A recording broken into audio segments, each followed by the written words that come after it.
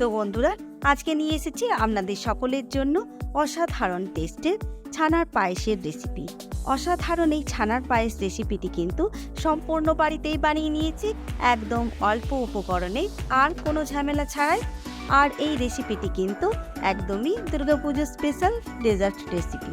তাই আপনাদেরকে অনুরোধ করব বন্ধুরা, আজকের ভিডিও রেসিপিটি সম্পূর্ণ দেখার জন্য, যাতে আপনারাও পারফেক্টভাবে এই দুর্গাপুজোতেই 5টি দিনের মধ্যে একটি দিনের ডেজার্টের মেনুতে অবশ্যই এই রেসিপিটি রেখে দিতে পারেন আর সকলের মুখ মিষ্টি করতে পারেন।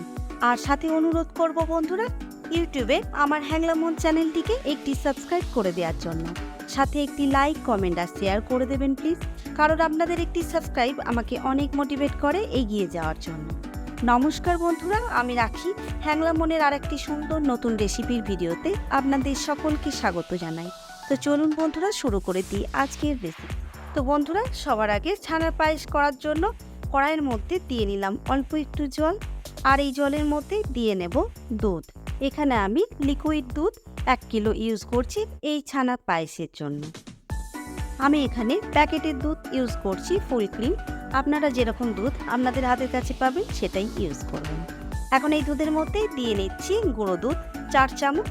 এখন গুঁড়ো দুধটাকে দুধের সাথে খুব ভালো করে মিশিয়ে নেব। গুঁড়ো দুধটাকে দুধের সাথে খুব ভালো করে মিশিয়ে নিয়েছি। এখন এই দুধটাকে খুব ভালো করে জাল করে নেব যতক্ষণে না দুধটা গাঢ় হচ্ছে। তো বন্ধুরা, দুধটা এখানে অনেকটাই গাঢ় হয়ে গেছে। দেখুন, দুধটা কিন্তু সুন্দরভাবে জাল করে নিয়েছি। কন্টিনিউ এইভাবে নেড়ে নেড়ে, দুধটা চাপিয়ে ছেড়ে দিলে কিন্তু হবে না, তাহলে কিন্তু তলায় ধরে যাবে। এখন দুধটা কিন্তু খুব সুন্দরভাবে ক্ষীর জমতে শুরু করেছে, দেখুন। এখন এই সময়ে এই দুধের মধ্যে দিয়ে নেব মিষ্টির জন্য চিনি। চিনি এখানে আমি 50 গ্রাম ইউজ করছি। আপনারা চিনিটা এখানে যেরকম মিষ্টি খাবেন সেরকমই ইউজ করবেন। এখন চিনিটাকে খুব সুন্দর করে দুধের সাথে মেল্ট করে নেব। তো দেখুন বন্ধুরা, চিনিটাকে দুধের সাথে খুব ভালো করে মেল্ট করে নিয়েছি। এখন এই দুধটাকে আরও 2 মিনিট মতো সুন্দর করে জাল করে নেব। তো 2 মিনিট জাল করে নিয়েছি দুধটাকে। দেখুন, দুধটা কিন্তু সুন্দর গাঢ় হয়ে গেছে। আর দুধে যখন এরকমভাবে সর জমতে শুরু করবে, মানে ক্ষীর, আর ঠিক সেরকম টাইমেই কিন্তু এই দুধটা রেডি হয়ে যাবে ছানার পায়েসের ছানাটা অ্যাড করার জন্য।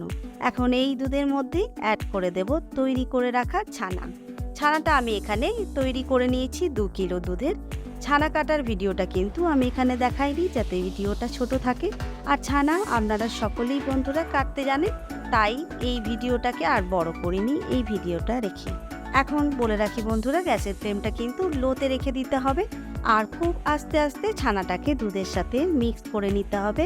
তো দেখুন, ছানাটাকে দুধের সাথে খুব ভালো করে মিক্স করে নিয়েছি। এখন লো ফ্লেমে 1 মিনিট কুক করে নেব ছানা আর দুধ একসাথে। 1 মিনিট কুক করা হয়ে গেছে ছানার পায়েসটা। এখন কিন্তু ছানার পায়েসটা একদম রেডি। এখন দিয়ে নেব অল্প একটু এলাচ গুঁড়ো ফ্লেভারের জন্য, সাথে দিয়ে নিচ্ছি গোলাপ জল। এখন গোলাপ জল আর এলাচ গুঁড়োটাকে খুব ভালো করে একবার মিক্স করে নেব। তো বন্ধুরা, ছানার পায়েসটা কিন্তু রেডি হয়ে গেছে। এরকম পাতলা অবস্থাতেই কিন্তু নামিয়ে নিতে হবে, কারণ ছানার পায়েসটা সম্পূর্ণ ঠান্ডা হওয়ার পর আরও গাঢ় হয়ে যাবে। সাথে যখন ফ্রিজে রেখে আপনারা এটা সার্ভ করবেন, তখন কিন্তু ছানার পায়েসটা পারফেক্ট কনসিস্টেন্সি হয়ে যাবে। তো চলুন বন্ধুরা, অসাধারণ টেস্টের ছানার পায়েস কিন্তু একদম রেডি সকলের মুখ মিষ্টি করার জন্য। এখন ছানার পায়েসটাকে গ্যাসের থেকে নামিয়ে নিয়ে সম্পূর্ণ ঠান্ডা করে নিয়ে তারপর সার্ভ। তো বন্ধুরা, ছানার পায়েসটা সম্পূর্ণ ঠান্ডা হয়ে গেছে। এখন আমি ফ্রিজে রাখিনি, ফ্রিজে রাখার আগে একটু সুন্দর করে গার্নিশিং করে নেব। আর গার্নিশিংয়ের জন্য এখানে আমি দিয়ে নিচ্ছি উপর থেকে কুচনো পেস্তা।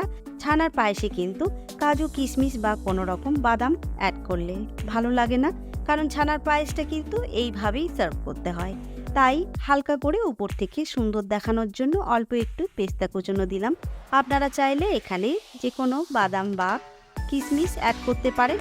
এখন উপর থেকে সুন্দর করে একটু গোলাপের পাপড়ি দিয়ে এই ছানার পায়েসটাকে ফ্রিজের মধ্যে রেখে 1 ঘন্টা ঠান্ডা করে নেব। তারপরে সার্ভ করব সকলের মুখ মিষ্টি করার জন্য। তো চলুন। তো বন্ধুরা, 1 ঘন্টা হয়ে গেছে ফ্রিজে রাখা ছানার পায়েসটা। এখন দেখুন কতটা সুন্দর জমে গেছে ছানার পায়েসটা, একদম কিন্তু পারফেক্ট। তো চলুন এখন সার্ভ করে নেব সকলের মুখ মিষ্টি করার জন্য। আর আপনারাও কিন্তু এই পুজোতেই মুখ মিষ্টি করবেন এই ছানার পায়েস রেসিপিটি বাড়িতে বানিয়ে আজকের ভিডিও আর রেসিপি ফলো করে, আর কমেন্ট করে জানাবেন খারাপ লাগলে। আর বন্ধুরা, আজকের ভিডিওটি যদি ফেসবুক পেজ থেকে দেখেন তাহলে প্লিজ বন্ধুরা আমার ফেসবুক পেজটিকে ফলো করবেন আর একটি লাইক করে দেবেন। সাথে আপনারা চাইলে আমার ইনস্টাগ্রাম চ্যানেলটিকেও ফলো করে রাখতে পারেন, কারণ সমস্ত নিউ রেসিপির ভিডিও ফার্স্ট আপডেট কিন্তু সেখানেই পেয়ে যাবেন। আর বন্ধুরা, সকলকে জানাই অসংখ্য ধন্যবাদ আজকের ভিডিওটা শেষ পর্যন্ত দেখার জন্য। তো চলুন বন্ধুরা, আজকের ভিডিওটা এখানেই শেষ করছি।